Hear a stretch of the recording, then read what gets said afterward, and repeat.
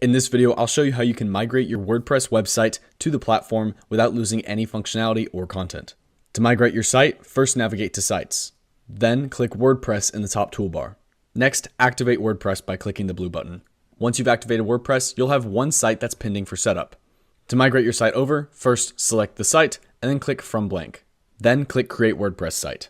Once you've accessed your site, scroll down to the bottom of the screen where you'll see Import Your Existing Website. Then click All-in-One WordPress Migration plugin in order to export our current site to a WordPress file, and then we'll upload it below.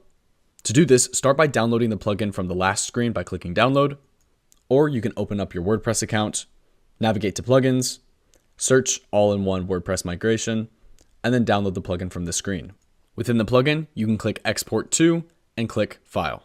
Then your file will begin to export, and then you can download your website from here. Back in the software, we can then upload our .wpress file by clicking here, selecting our file, and then our website will begin to upload into the system.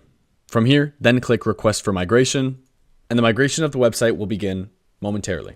And just like that, once your migration's been completed, your existing WordPress site will have been imported into the software. The WordPress plugin has a ton of functionality within the software, so feel free to poke around at things like analytics, users, plugins, themes, and so much more. This is a crucial part of setup, so I hope you found this helpful. Thank you for watching.